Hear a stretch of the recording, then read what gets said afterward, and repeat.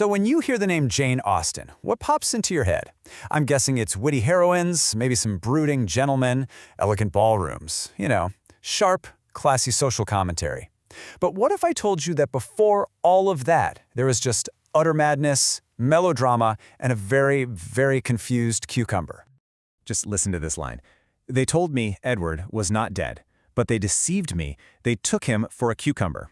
I mean, let that sink in. Who do you think wrote that? Some surrealist poet, maybe? A modern sketch comedy writer? The absurdity is just, it's off the charts. But the author?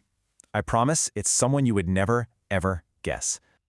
Yep, that line was written by the Jane Austen, the very same woman who gave us Pride and Prejudice. And here's the thing. Before she became this master of subtle romance and irony, a teenage Jane Austen was writing some of the wildest, most hilarious parodies you can possibly imagine. See, as a teenager, Austen wrote this whole collection of stories that we now call her juvenilia, basically her early stuff. And in these stories, she wasn't trying to write the next great romance, oh no. She was busy tearing the popular books of her day to absolute shreds. And her main target was this literary trend called sensibility. So what was sensibility? Well, it was this whole idea that having these huge, overwhelming, and very, very public emotions was a sign of a good and noble soul. The more you cried, the more you fainted, the more you just fell into total despair over the smallest thing, well, the better a person you were. It was basically emotional performance art, and you can just imagine young Jane Austen rolling her eyes and finding the whole thing completely ridiculous. So, naturally, her first target was romance.